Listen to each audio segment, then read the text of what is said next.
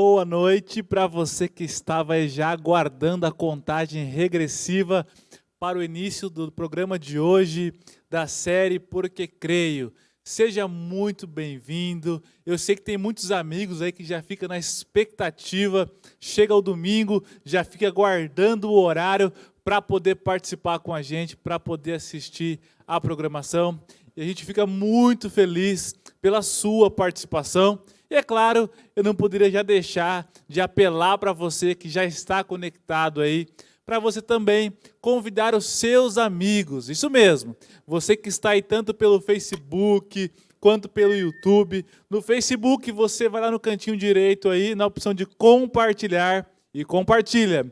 Você que está no YouTube, vai lá, copia o link do YouTube, já manda, dispara no WhatsApp aí para todos os seus amigos, ativa o sininho também, para que você possa ficar ligado em todas as programações que acontecem aqui. Então, assim, já vai aí, vai compartilhando com os amigos. E é claro, a gente não poderia deixar de cumprimentar também a nossa comunidade de amigos surdos que sempre estão presentes aí, participando dos nossos programas e fica sempre ligado também na série Porque Creio. Esta é uma série preparada com muito carinho para que você possa tirar as suas dúvidas proféticas. Isso mesmo, são temas proféticos, onde você, quando assiste, tira suas dúvidas. Se você tiver alguma pergunta, já manda lá também a sua pergunta, que durante as séries, ou o pessoal do suporte já vai estar entrando em contato também com você para te auxiliar. E hoje, para você que ficar até o final aí, eu vou revelar já agora de início, ó. Hoje nós teremos o sorteio dessa série de livros, são 6 livros, Mensagens de Esperança. É um box, então você que ficar até o final, você vai saber como que faz para concorrer a esse box das séries Mensagens de Esperança. Fique ligado para você então não perder o sorteio do box. Enquanto você vai convidando os seus amigos aí, vamos ouvir então a música oficial do nosso programa.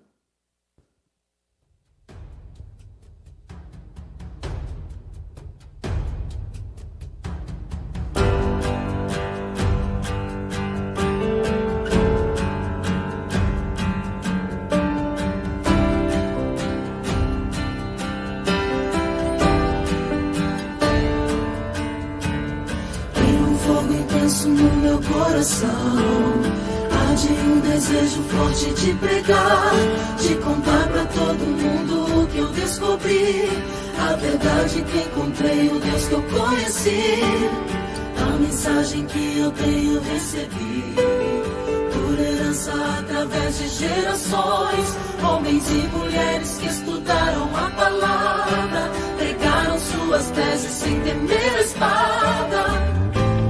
E essas verdades não vou calar, com minha vida vou anunciar.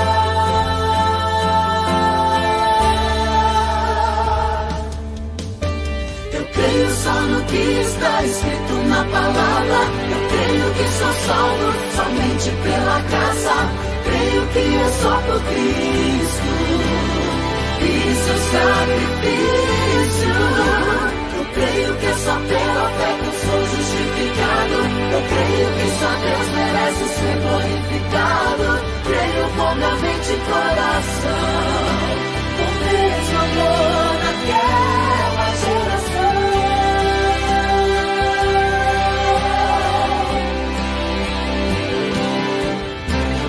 Tem um fogo intenso no meu coração, arde um desejo forte de pregar, de contar pra todo mundo o que eu descobri, a verdade que encontrei, o Deus que eu conheci, a mensagem que eu tenho recebido por herança através de gerações, homens e mulheres que estudaram a palavra, pregaram suas teses sem temer a espada.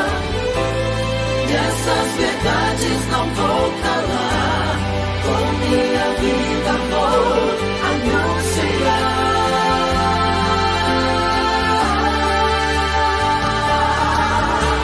Eu creio só no que está escrito na palavra.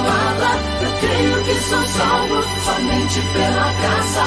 Creio que é só por Cristo e seu sacrifício. Eu creio que é só pela fé que eu sou justificado. Eu creio que só Deus merece ser glorificado. Creio com minha mente e coração, com o mesmo amor daquela geração.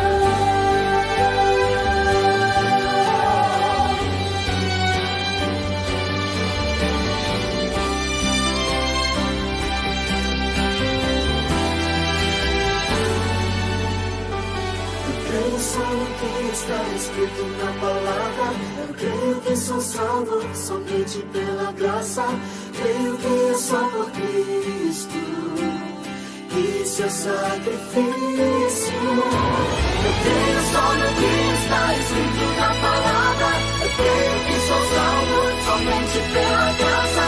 Creio que é só por Cristo e seu sacrifício. Eu creio que só pela fé que eu sou justificado. Eu creio que só Deus merece ser glorificado. Creio com minha mente e coração, com o mesmo amor daquela geração.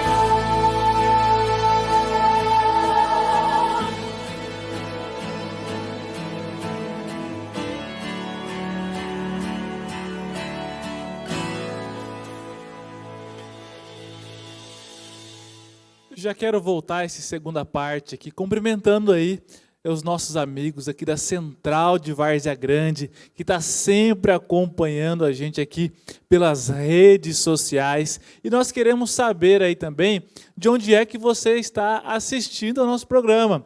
Então, escreve aí o local, região, estado. Quero cumprimentar também todos os amigos aqui do estado do Mato Grosso, que sempre têm acompanhado aqui a nossa série. E para você aí que está entrando agora, isso mesmo, você que está entrando agora, eu falei no início que ao final do programa de hoje nós vamos sortear aqui, ó, esse box da Mensagens de Esperança. É uma série de 6 livros. Então, para você aí que ficar até o final, você vai saber como que faz para poder concorrer a esse box com um conteúdo fantástico que vai agregar muito ao seu conhecimento. Na série passada, nós estudamos sobre os 4 cavaleiros do Apocalipse. Vimos também como Deus tem guiado o seu povo durante milênios. Hoje, nós poderemos ver como Deus também pode guiar o seu povo nos tempos de hoje. Estudaremos sobre os 144 mil. Será que este número ele é um número simbólico, é um número literal? E o selo de Deus?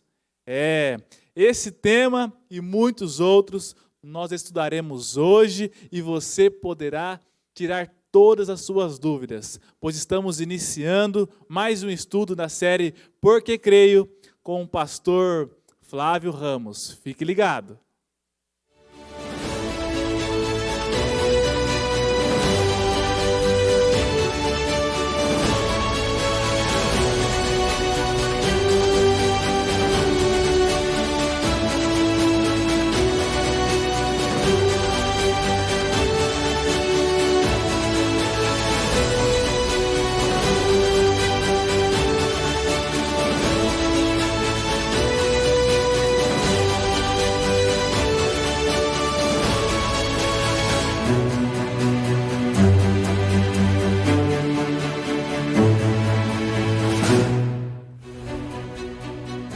Olá, tudo bem com você?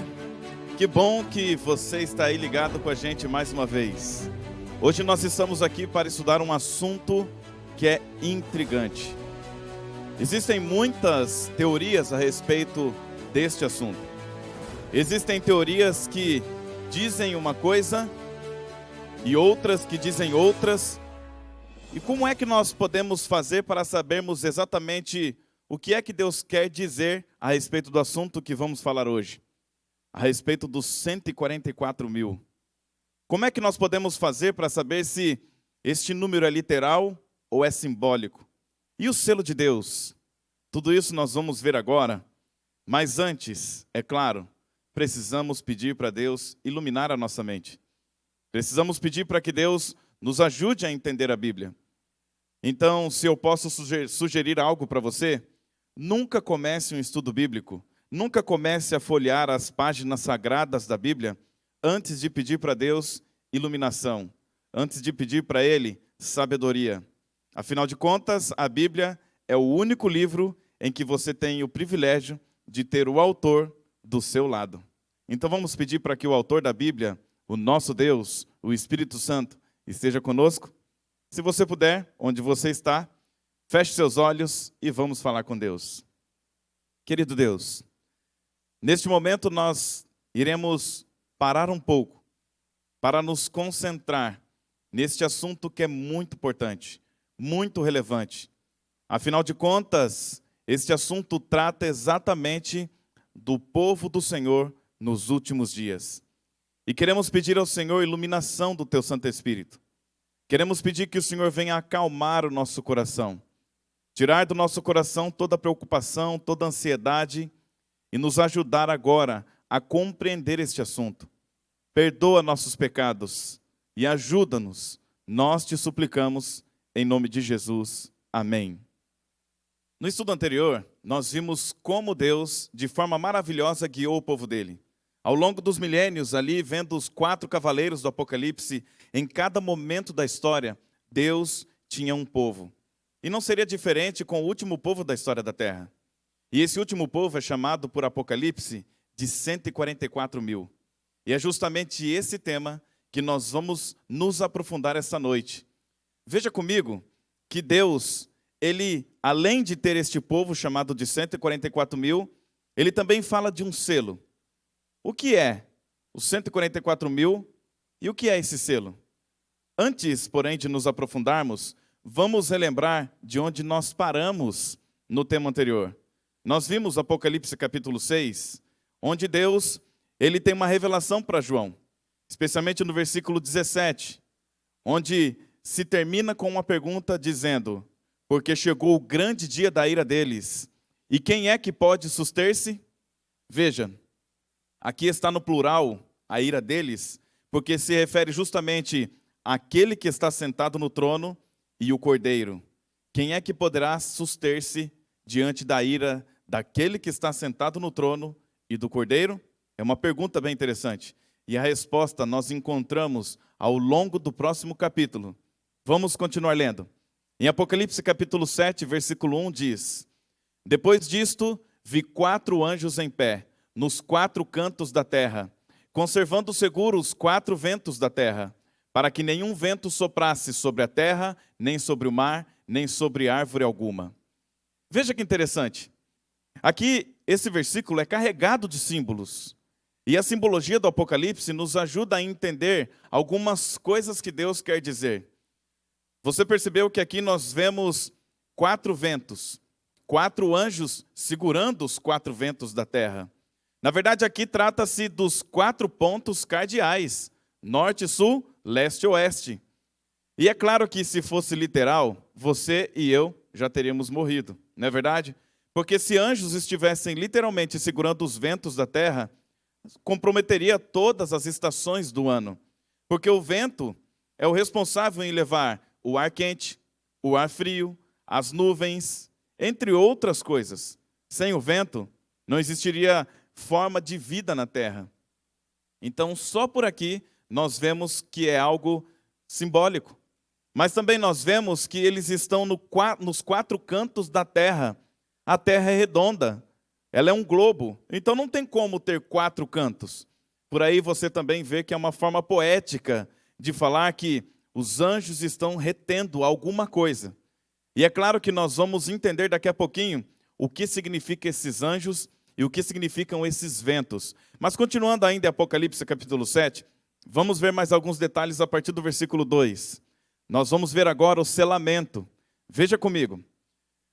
Vi outro anjo que subia do nascente do sol, tendo o selo do Deus vivo, e clamou em grande voz aos 4 anjos, aqueles aos quais fora dado fazer dano à terra e ao mar, dizendo: não danifiqueis, nem a terra, nem o mar, nem as árvores, até selarmos na fronte os servos do nosso Deus.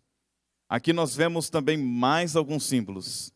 Nós vemos que do nascente do sol subia um anjo. E esse anjo dizia, segura aí, não soltem os ventos, porque ainda nós precisamos selar na fronte os servos do Deus vivo. Então nós vemos aqui um outro anjo com uma mensagem dizendo que tinha um selo. Perceba, são muitos símbolos. Então antes de prosseguirmos, nós precisamos entender que ventos são esses. Então me acompanhe aqui, porque a própria Bíblia, ela descreve todos os seus símbolos.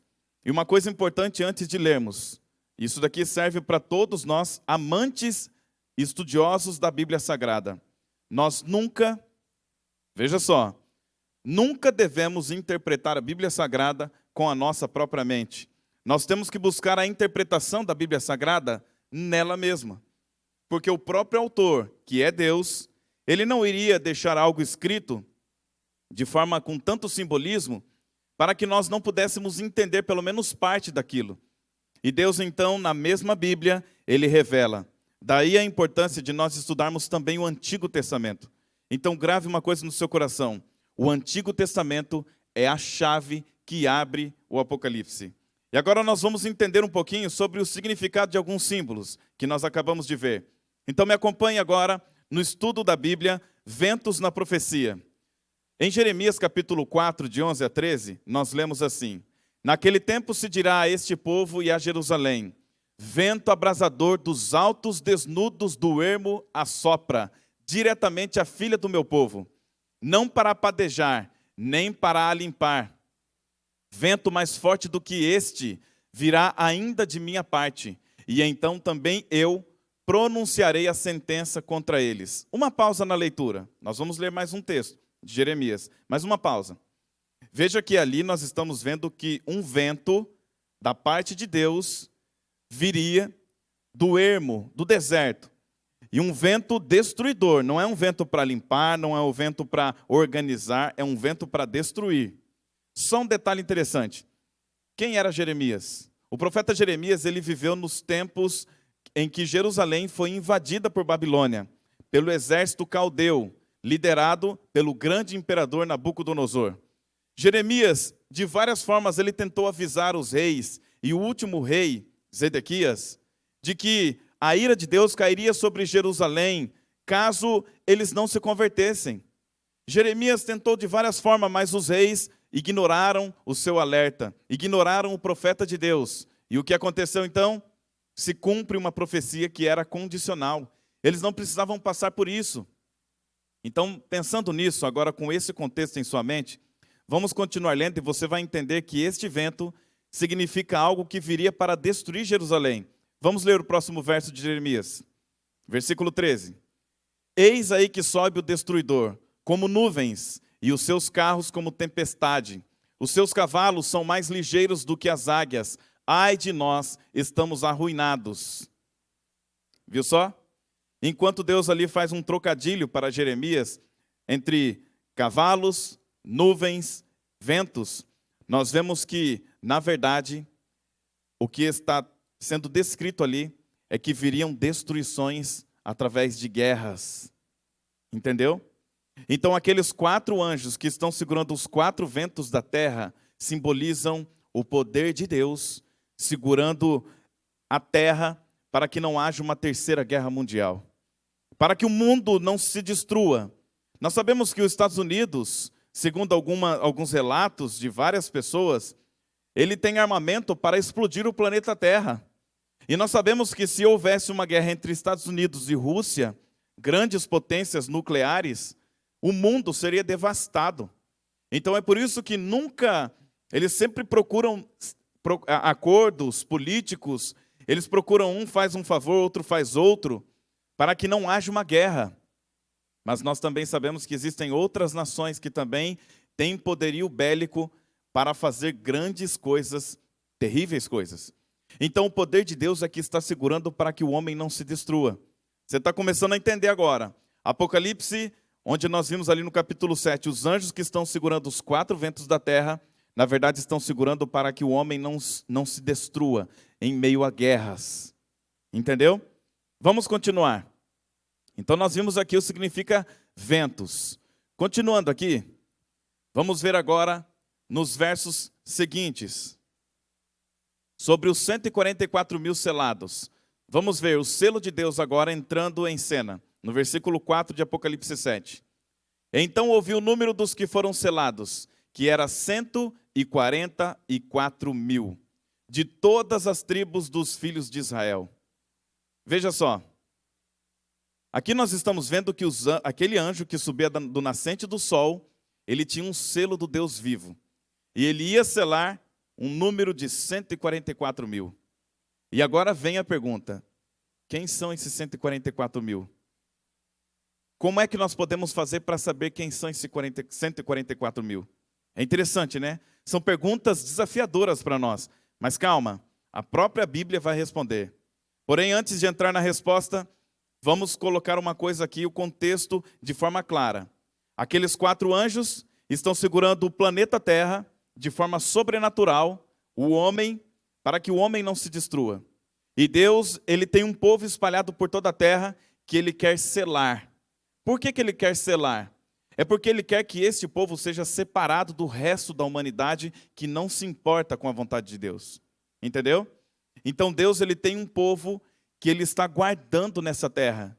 E antes de vir o grande dia da volta de Jesus, Deus, ele quer separar este povo.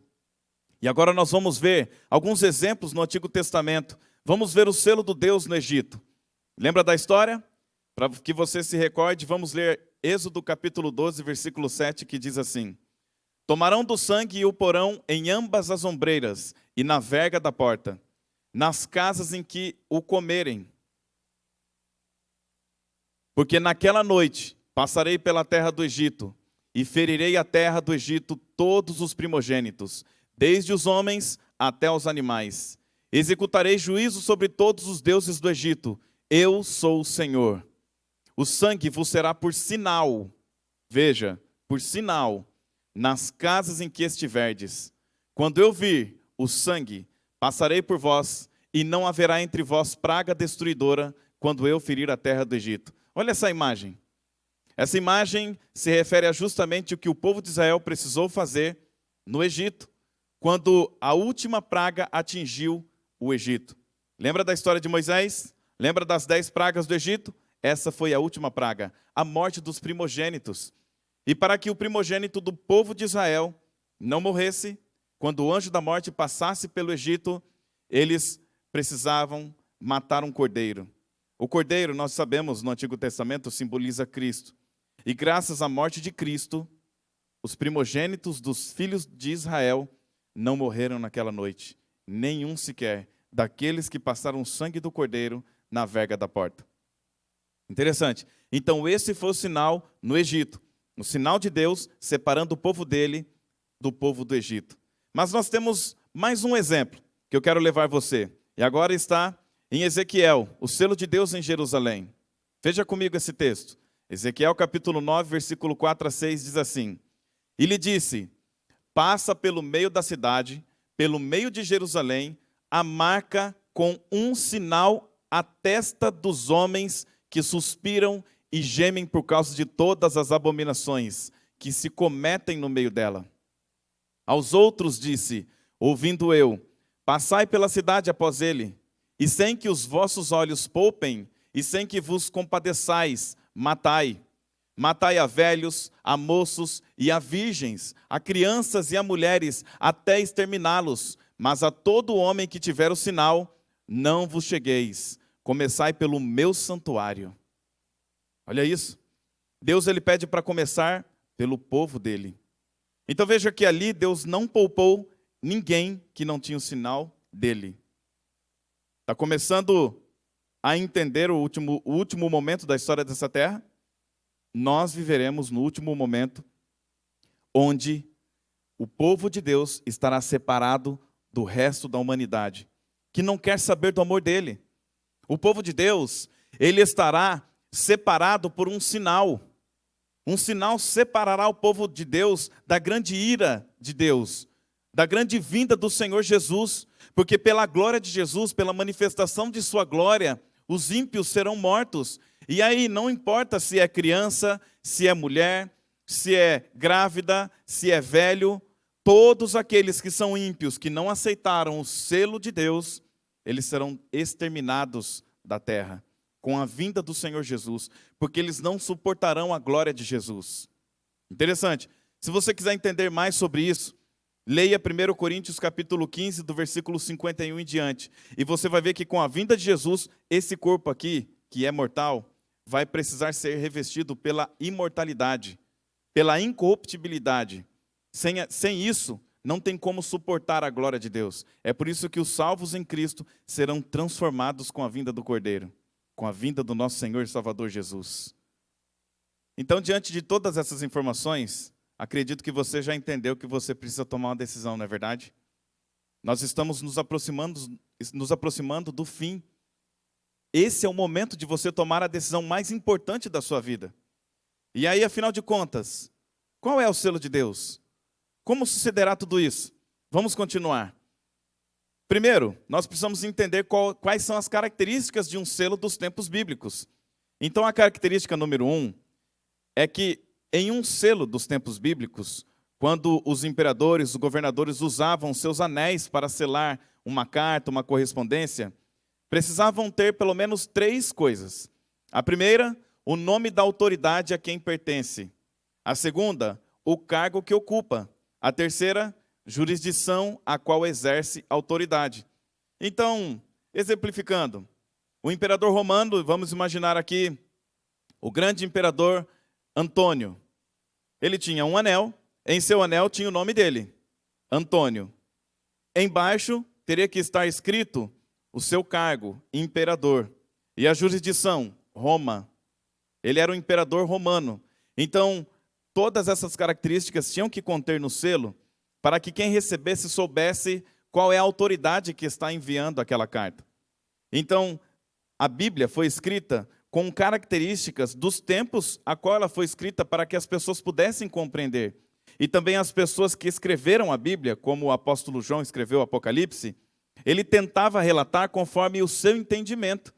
E ao relatar conforme o seu entendimento, ele relata o selo de Deus. E agora nós entendendo que o selo dos tempos bíblicos era, na verdade, um anel que pressionava sobre uma parafina, uma cera de vela, pingada sobre uma carta fechada, nós estamos entendendo que o selo de Deus, ele tem que ter essas características. Mas vamos ver um texto bíblico que fala onde nós podemos encontrar esse selo de Deus. Isaías capítulo 8, versículo 16 diz: resguarda o testemunho, sela a lei no coração dos meus discípulos. Isaías, então, ele fala que na lei nós podemos encontrar o selo do Deus vivo. Então, vamos fazer um exercício aqui racional. Primeira coisa, o selo de Deus tem que conter aquelas 3 características. Segunda coisa, Isaías disse que na lei de Deus nós encontramos o selo do Deus vivo. Vamos ver? Eu já separei logo, lá em Êxodo capítulo 20, você lê os 10 mandamentos. E ali você consegue ver que nos 10 mandamentos, qual é o mandamento que traz essas 3 características. Depois você pode fazer esse exercício em casa, lendo um por um. Mas eu já vou resumir logo e mostrar para você o 4º mandamento. O que está em Êxodo capítulo 20, a partir do versículo 8. Do 8 ao 11, que diz assim: lembra-te do dia de sábado para o santificar. 6 dias trabalharás e farás toda a tua obra. Mas o 7º dia é o sábado do Senhor teu Deus. Não farás nenhum trabalho, nem tu, nem o teu filho, nem a tua filha, nem o teu servo, nem a tua serva, nem o teu animal, nem o forasteiro das tuas portas para dentro. Porque em 6 dias fez, grave isso, fez, quem que fez? O Senhor, os céus e a terra, e o mar e tudo que neles há. E ao 7º dia descansou. Por isso o Senhor abençoou o dia de sábado e o santificou. Veja só, aqui nós encontramos as 3 características. Em primeiro lugar, nós vemos ali o nome, Senhor, em letra maiúscula. Você pode olhar na sua Bíblia. Senhor, normalmente, é colocado no lugar do nome de Deus, do tetragrama sagrado, daquelas 4 letras impronunciáveis, YHWH. Depois você pode escrever num papel e tente pronunciar. Você não vai conseguir. YHWH.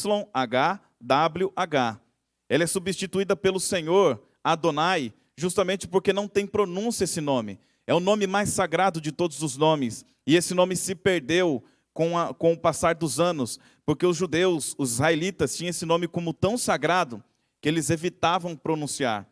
E com o tempo se perdeu a pronúncia. Hoje nós encontramos Jeová, Javé, Yavé, mas nenhuma dessas pronúncias corresponde originalmente à pronúncia verdadeira.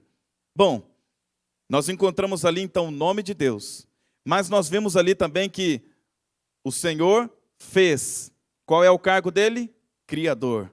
Ele é criador do universo. E em seguida fala, fez os céus, a terra, o mar e tudo que neles há. A sua jurisdição, o território em que ele reina. Qual é o território que ele reina? Os céus, está no plural, os céus. Ou seja, todo o universo, a terra, o mar e tudo que neles há. Ou seja, ali nós vemos que Deus é o Senhor. Ali nós vemos o nome dele. Ele fez, ele é o Criador, a sua função, seu cargo. E terceiro, a sua jurisdição, o território que ele reina. Amém?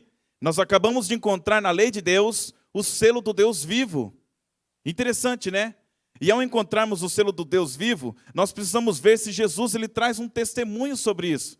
Vamos ver qual é o testemunho de Jesus a respeito da lei, dos 10 mandamentos. Mateus 5, 17 e 18 diz assim: não penseis que vim revogar a lei ou os profetas. Não vim para revogar, vim para cumprir. Porque em verdade vos digo, até que o céu e a terra passem, nem um i ou um tio jamais passará da lei, até que tudo se cumpra. Viu esse texto? Jesus, ele diz aqui que nem um i e nem um tio jamais passará da lei. Quando ele fala jamais, ele não está falando no tempo dele simplesmente. Quando ele fala jamais, ele fala por toda a eternidade. Você já parou para pensar que os 10 mandamentos, olha o que eu vou dizer, os 10 mandamentos é a única parte da Bíblia que foi escrita pelo próprio Deus? Você já tinha parado para pensar nisso? Não foi Moisés. Foi o próprio Deus com o seu dedo com letras de fogo em uma tábua de pedra. Por que tábua de pedra?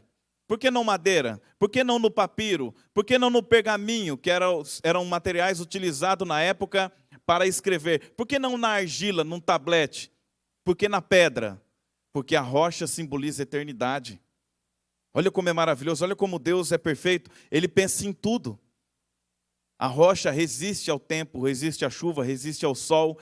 A rocha simboliza a eternidade, tanto que o próprio Jesus, ele é simbolizado como a pedra angular, porque Jesus é eterno. Ele não tem princípio nem fim. A lei, ela representa muito mais do que a vontade de Deus. A lei representa o caráter de Deus. Mas vamos continuar. Qual é o selo de Deus, então? Nós vimos que é o sábado. Ezequiel capítulo 20, versículo 20 confirma isso. Onde diz: santificai os meus sábados, pois servirão do quê? De sinal entre mim e vós, para que saibais que eu sou o Senhor vosso Deus. Ezequiel, ele diz que o sábado é o sinal entre nós e Deus, para que todos saibam que ele é o nosso Deus. Está entendendo? Mas agora nós entramos em um conflito. Selo de Deus contra o selo da besta. Olha comigo na tela. Nós temos 2 selos. O selo de Deus e o selo da besta. O selo de Deus é o 7º dia, é o sábado. E o selo da besta, como nós vemos em Apocalipse, é 666. A Bíblia chama 666 como número de homem. E o número 7 é o número de Deus. Antes de prosseguirmos, eu quero ver se o Denis tem alguma pergunta para nós. Denis, você tem alguma pergunta para nós neste momento? Temos sim, pastor. Sempre tem pergunta aqui. E aí tem uma pergunta aqui que acho que bastante pessoas têm curiosidade em saber em relação a isso. Diz o seguinte: é verdade o que dizem por aí, que quem não receber o selo da besta vai ser proibido de comprar no supermercado, trabalhar, vender, entre outras coisas? Nós vamos estudar um pouco mais sobre isso, então eu quero deixar água na boca aqui do pessoal. Denis, no próximo tema, nós vamos estudar sobre o selo da besta. Quem são aqueles que receberão o selo da besta? Como é que vai funcionar o selo da besta? Combinado?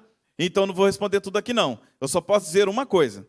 Quem não receber o selo da besta, não vai comprar, nem vender. Ele vai realmente passar por algumas dificuldades. Mas eu tenho uma bênção aqui para dizer a respeito disso, Denis. Já que você fez essa pergunta provocante, deixa eu falar uma coisa aqui para vocês. E nós vamos ver aqui na Bíblia qual vai ser a postura de Deus em relação àqueles que estiverem no final dos tempos.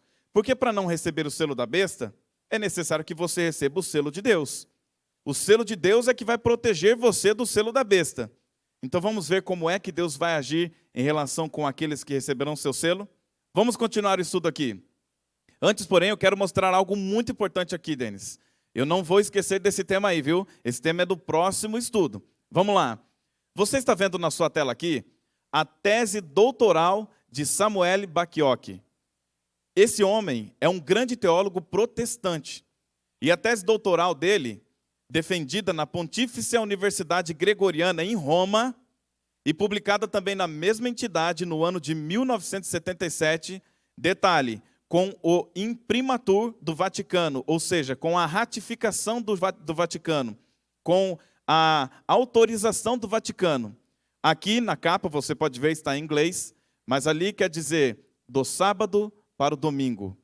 Nessa tese doutoral, Samuel Bacchiocchi, ele defende de que o sábado foi mudado para o domingo pela igreja romana, pela igreja cristã romana. E detalhe, a própria igreja cristã romana, na qual ele foi fazer essa tese, defender essa tese, ela endossou de que realmente ela foi a responsável pela mudança do sábado para o domingo. Interessante isso, né? Então a própria igreja romana defende que a mudança foi feita por homens, não foi feita por Deus. Então se o sábado é o selo de Deus, nós já começamos a entender aqui que Satanás, ele coloca uma contrafação, algo que se assemelha ao sábado, no caso, o domingo. Mas calma, eu quero mostrar mais um documento para vocês. Nós temos inúmeros documentos, mas eu quero mostrar apenas mais um para você, que é do Papa João Paulo II. Olha comigo na tela. Aqui você vai ver a carta apostólica com o título Dies Domini, que significa Dia do Senhor. Ela foi publicada no ano de 1998, então não faz muito tempo. Aqui, o Papa João Paulo II tenta estabelecer uma base para observar o domingo como dia sagrado. Viu só? Então, o próprio Papa João Paulo II, ele estabelece um dia como domingo para que todos entendam que esse é o dia sagrado do cristão. Mas é claro, nós não vamos encontrar base bíblica para isso. Nós não vamos encontrar. Nós vamos encontrar base bíblica para o sábado, o 7º dia da semana. Para o domingo nós não vamos encontrar. Alguns podem perguntar, mas o sábado não foi feito para os judeus? Essa é uma pergunta muito boa, né? O sábado não foi feito para os judeus? Primeiro, nós não vamos ler aqui, mas você pode conferir na sua Bíblia.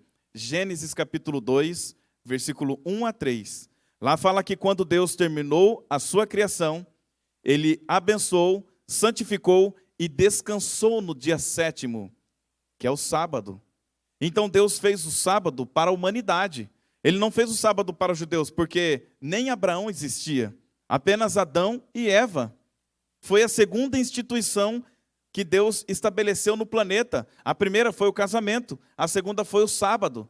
Então trata-se de uma instituição tão sagrada quanto o casamento. Entendeu?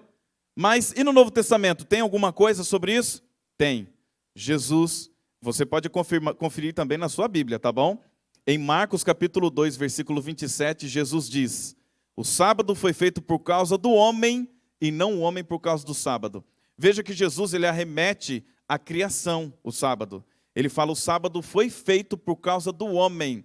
E quando fala homem, não é sexo masculino. Quando ele fala homem, ele está se referindo à humanidade.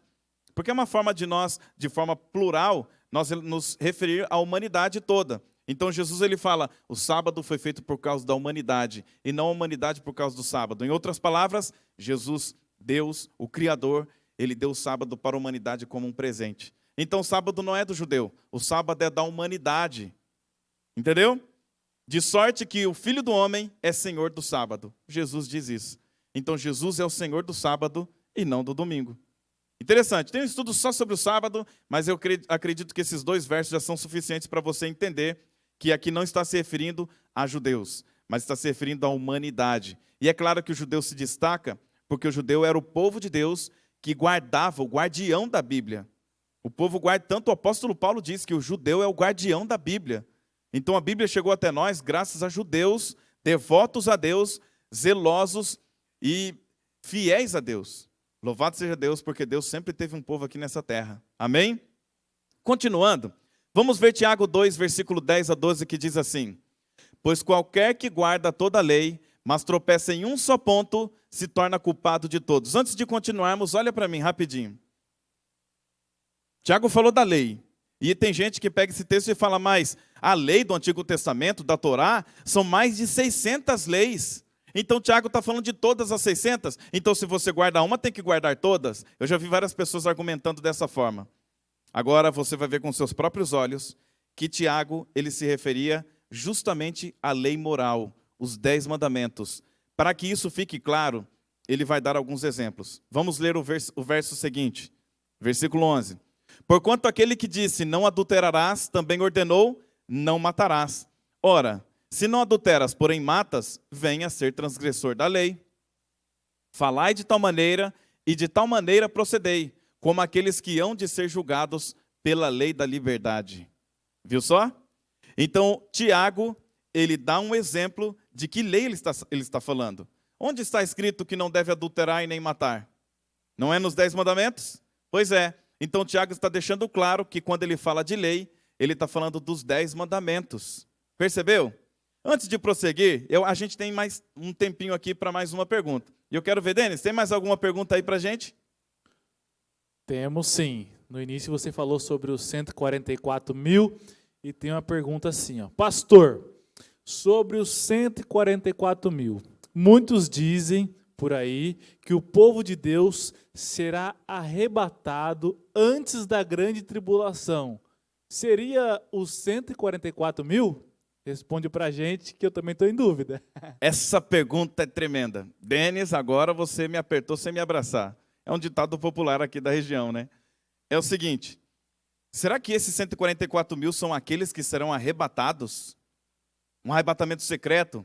Em primeiro lugar, você também, eu vou pedir para, como essas perguntas estão vindo agora, eu não separei um texto para mostrar para você na tela, mas você pode conferir na sua Bíblia aí agora, ou depois, 1 Tessalonicenses, capítulo 4, a partir do versículo 13.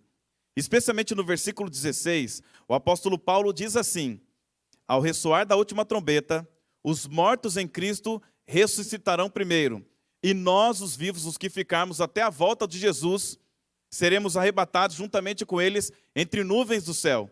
Mas o apóstolo Paulo, ele fala um detalhe muito importante. Ele fala assim, ó, de modo algum nós, os vivos, precederemos os mortos, aqueles que dormem. O que é preceder? Preceder é ir antes. Então nós, os vivos, não iremos para o céu antes dos que morreram, ok? Mas o apóstolo Paulo fala que os mortos ressuscitarão, e lá em 1 Coríntios 15, versículo 51, fala que eles serão transformados, ok? Num piscar de olhos, e nós também. Então vai ser assim, se você ler com cuidado esse texto, você vai ver que os mortos ressuscitam, nós os vivos estamos ali, somos transformados também, esse corpo se reveste da imortalidade, e nós, a Bíblia fala, o apóstolo Paulo fala, subiremos junto com eles. Com eles quem? Com os mortos que ressuscitaram, para o encontro do Senhor nas nuvens. Olha que legal. Então a Bíblia deixa clara que não haverá um arrebatamento antes. Pelo contrário, o arrebatamento será de forma coletiva. Tanto aqueles que morreram em Cristo, quanto nós que ficarmos até a volta de Jesus, seremos arrebatados juntos. E Apocalipse 1:7 diz que todo olho verá. Amém por isso?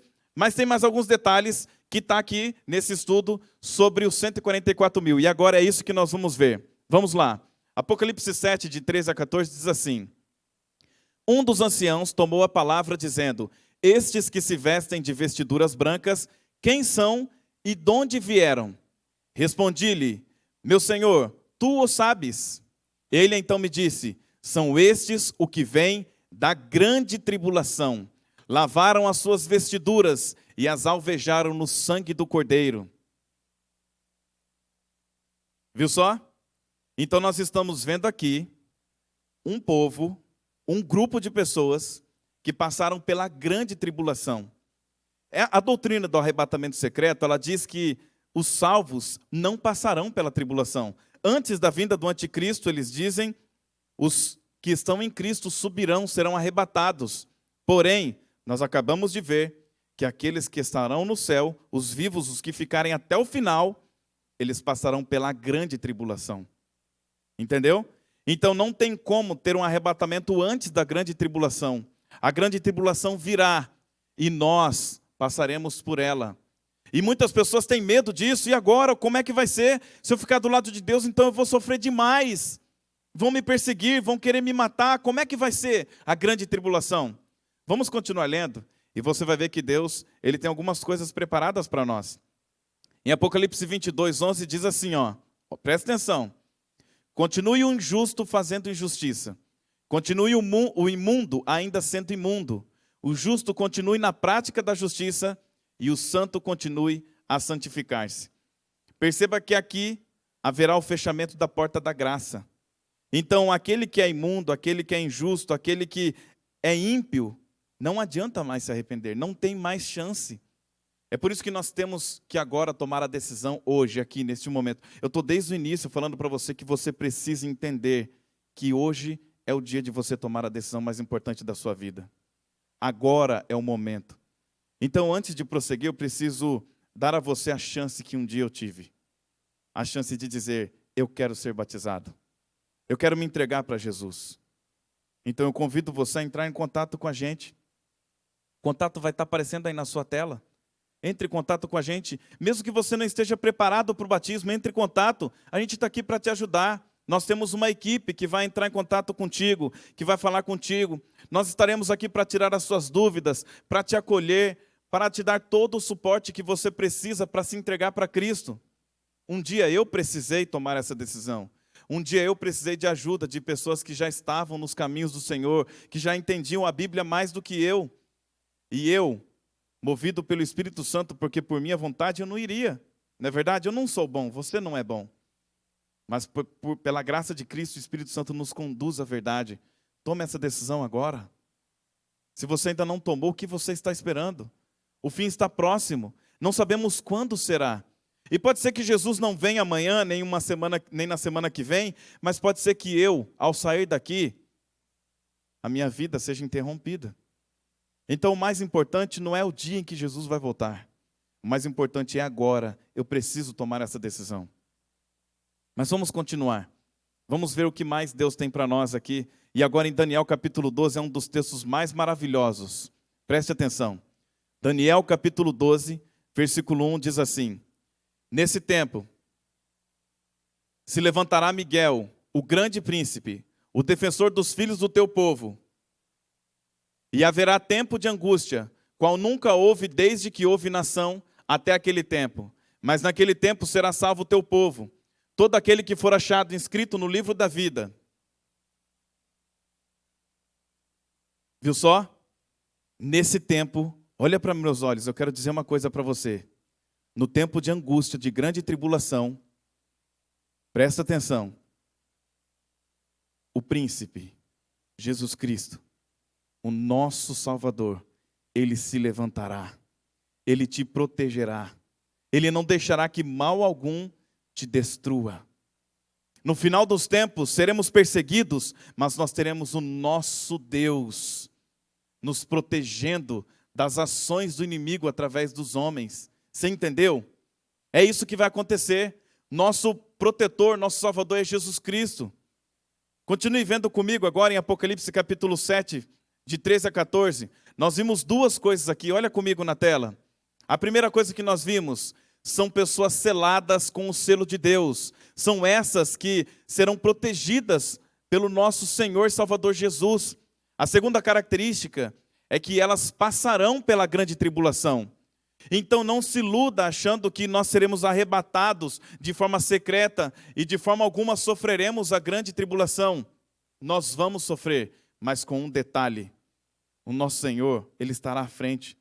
Você se lembra que quando o povo de Israel saiu do Egito, Deus, através da nuvem, cobria o povo durante o dia do sol, protegia o povo do calor do dia, e à noite tinha uma coluna de fogo que aquecia, porque o deserto, ele muda de clima do dia para a noite, enquanto durante o dia chega a atingir mais de 50 graus centígrados, à noite chega a zero ou até menos do que zero. Mas Deus protegeu o povo até das intempéries do deserto. Deus fez maná do céu cair para que o povo se alimentasse. Deus protegeu o povo de Israel dos egípcios quando eles tentaram perseguir o povo e matar o povo. Você acha que será diferente nos últimos dias? O nosso Deus é o mesmo que abriu o mar vermelho, que alimentou o povo com maná do céu. É o mesmo que fez aqueles milagres poderosos, que com apenas um grito derrubou a muralha de Jericó. É o nosso mesmo Deus. É o Deus que está conosco. Então, não tema. O seu único temor deve ser o seguinte: eu estou selado com o selo do Deus vivo.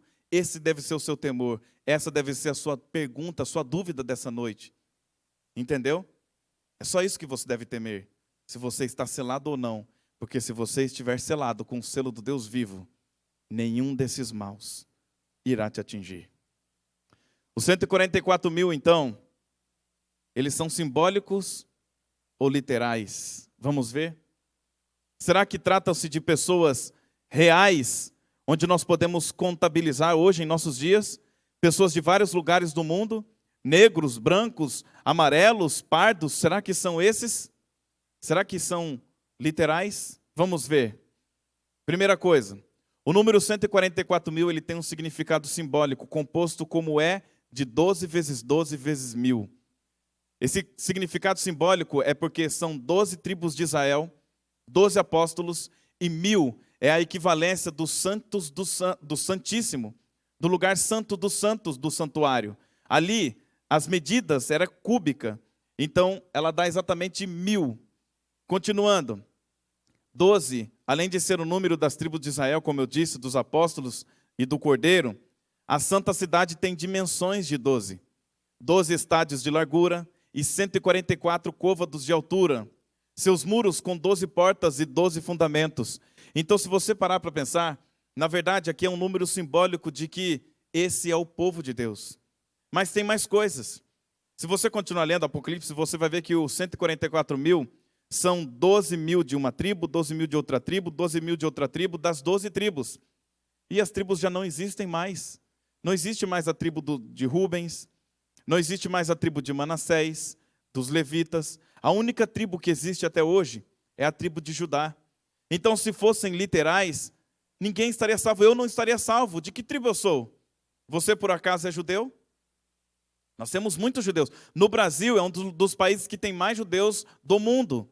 Aqui tem mais de 100 mil judeus, segundo o IBGE de 2010. Então, só naquele IBGE tem mais de 100 mil judeus. E aí? Você é judeu? Eu não me lembro de ter alguma ascendência judaica. Então eu estaria perdido? Claro que não, esse número é simbólico e eu vou te explicar mais. João, no versículo 4 e 8, acompanhe comigo na tela. João ouviu. Então possivelmente não entendeu o que ouviu. E a partir do verso 9, ele viu e passou a entender que aquilo que ele tinha ouvido, os 144 mil, representava a grande multidão que ninguém podia enumerar, que são os salvos da última geração de crentes. Entendeu? João ouve 144 mil. Ele diz, o número que eu ouvi é de 144 mil. Mas quando ele olha, ele vê uma grande multidão que ninguém pode contar. E ele vê o cordeiro no meio. Então, se ele vê um cordeiro, não pode ser literal, porque como é que é um cordeiro e 12 tribos em volta do cordeiro? Só o fato de chamar Jesus de cordeiro, nós vemos que é algo simbólico. Jesus está no centro. E aquela grande multidão são os salvos, que passaram pelos últimos momentos da história da terra. em que você deve fazer parte. E hoje é o momento de você tomar a decisão mais importante da sua vida. Agora, neste momento, aqui. Eu não sei se você está assistindo comigo agora, no momento da estreia desse vídeo. Eu não sei. Talvez você esteja assistindo depois de 1 mês, 2, 1 ano, não sei quando é que você está assistindo. Não sei se é dia ou se é noite, mas uma coisa eu sei. Se essa mensagem chegou até você neste momento, é porque Deus quer selar você. Deus, Ele quer transformar a sua vida hoje. Ele quer mudar a sua trajetória agora. Não deixe para amanhã, é agora, é neste momento. Deus está chamando você agora, Ele quer selar você neste momento.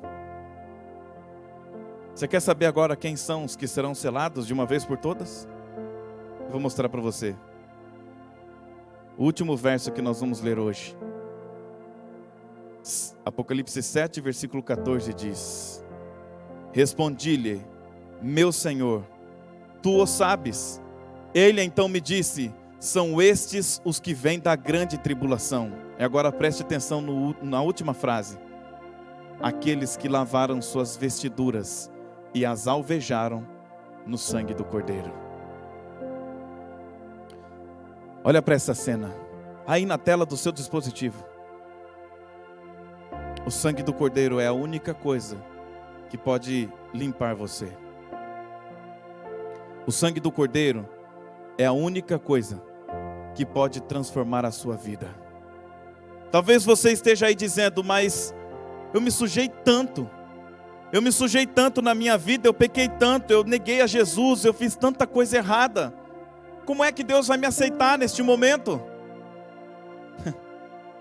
Foi por isso que Jesus morreu por você naquela cruz. O sangue precioso que Ele derramou naquele dia foi justamente para lavar o seu pecado, suas manchas, seus erros, suas promiscuidades, seus pensamentos ruins. Foi para isso que Jesus derramou sangue precioso naquela cruz. Entenda e aceite de uma vez por todas isso. Por você mesmo, você está perdido, eu estou perdido. Mas por Jesus, o sangue dele é suficiente para me cobrir de todos os meus pecados. Ele morreu por você, entenda. Se fosse preciso morrer só por você, ele teria morrido naquele dia. Ele foi abandonado, ele foi cuspido, ele foi traído, ele foi humilhado. O Deus do céu, aquele que está sentado no trono todo-poderoso, ele desceu aqui e se humilhou por você. Entenda de uma vez por todas. A sua única chance é Jesus Cristo. A sua única salvação é o sangue dele. Então por que é que você vai negar esse sangue precioso que ele derramou por você? Por que você vai dizer não para alguém que te amou tanto? Eu não sei, mas sem ser adivinho, sem ser nenhum tipo de profeta, eu posso dizer uma coisa sobre você, sem medo de errar. Com certeza você já se decepcionou com pessoas, não é verdade? Com certeza até as pessoas que você ama já pode ter te ferido. Pode ser que você já tenha sido traído, abandonado, sofrido todo tipo de situação terrível, abusos psicológicos, abusos físicos, não sei. Eu não conheço a história da sua vida, mas uma coisa eu sei: Jesus está aqui comigo e Ele está aí com você para te dar uma nova vida. Hoje é o dia de você quebrar o seu silêncio para ouvir o que Deus tem para dizer. Hoje é o dia de você dizer: Senhor Jesus, olha para esse pecador miserável que sou. Eu quero dizer para o Senhor hoje que eu sou teu. Você tem coragem de fazer isso? Você tem coragem de se entregar completamente para esse que é o único que te ama até a morte? Então ouça essa canção. E enquanto você estiver ouvindo essa canção, tome a maior decisão da tua vida. Deixe Jesus lavar você com o sangue dele. Deixe Ele selar na sua fronte o selo do Deus vivo, que é o sábado. Tome a decisão de se organizar para abandonar tudo aquilo que faz você corromper este sagrado mandamento. Abandone tudo que for preciso, saiba que Deus vai cuidar de você. Deus vai cuidar de você. Ele cuidou de mim, Ele cuida de milhões de pessoas que tomaram essa decisão. Você acha que Ele vai te abandonar? Ele nunca abandona seus filhos, nunca. Então tome essa decisão mais importante da sua vida, em nome de Jesus. Você tem coragem de dizer sim para Jesus? Então levante a mão. Fique em pé neste momento se você tem coragem de tomar essa decisão. Aí na sua casa mesmo, onde você estiver, eu não sei, mas fique em pé neste momento. Deus está chamando você para uma nova vida em Cristo Jesus. E Ele quer selar você hoje, porque o dia de amanhã, ninguém sabe, não é verdade? Somente Deus. Se entregue agora. Eu vou orar por você. Vou pedir para que Deus sele você com o sangue do Cordeiro, com o selo do Deus vivo, e purifique a sua vida de todo o pecado daqui para trás, para que você viva uma nova vida com Cristo. E lembre-se, se você quer se entregar, este é o momento. Entre em contato com a gente. Se você quer estudar mais a Bíblia, entre em contato com a gente está aqui para te ajudar no que for preciso. Somos pecadores iguais a você, e nós temos um pouquinho de condição para te ajudar, então nós vamos ajudar.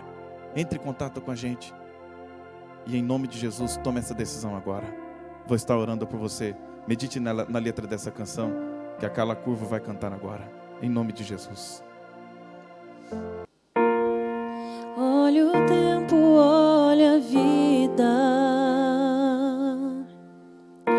sentimentos vêm e vão, entre livros e palavras, procuro por sabedoria.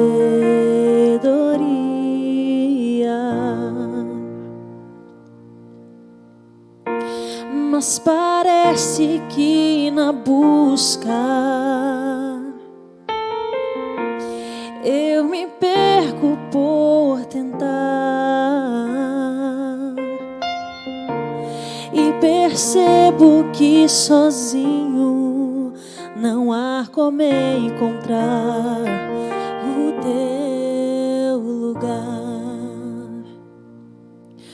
Hoje eu quebro meu silêncio pra te ouvir. Hoje eu sou teu. Hoje preciso amar e ser amado. Hoje eu vou viver. Hoje eu vou viver. Nos meus passos, nos meus atos, eu tento ser o que não sou. É tão difícil ser exposto, mas da verdade eu preciso.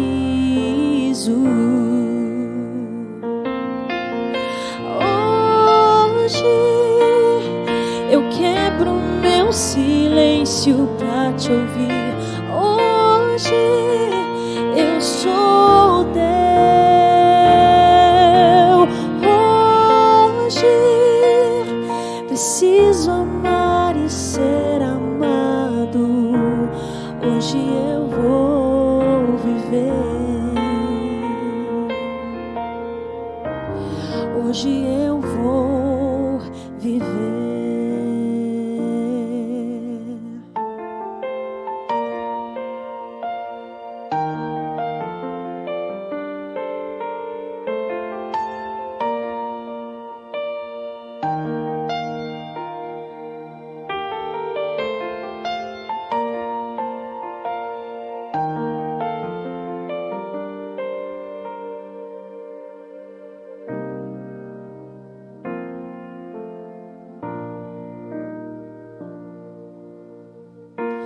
Descobrir que existe graça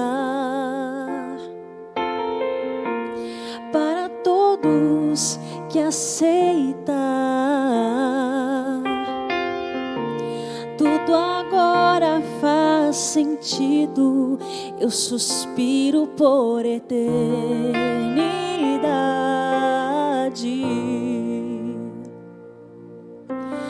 Hoje eu quebro meu silêncio pra te ouvir.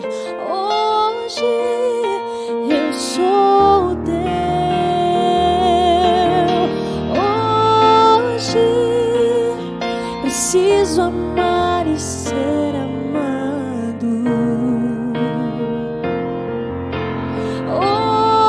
Hoje eu quebro meu silêncio pra te ouvir.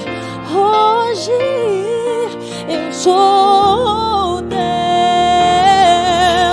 Hoje preciso amar e ser amado. Hoje eu vou viver. Hoje eu vou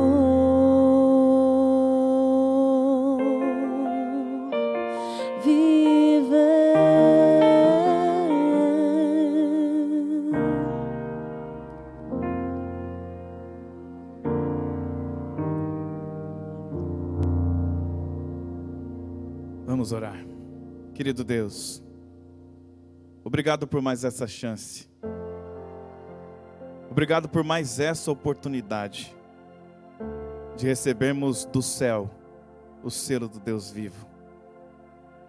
Obrigado porque por pior que eu seja, por mais pecado que eu tenha cometido, o seu sangue é suficientemente poderoso para me purificar de toda a injustiça. Então cubra-me com esse sangue, cubra essa pessoa que está comigo assistindo neste momento com o seu sangue, Pai. E nos cele com o selo do Deus vivo. Nos ajude a sermos fiéis aos mandamentos do Senhor, a todos eles. Inclusive ao quarto mandamento, que é o mandamento esquecido sobre o sábado.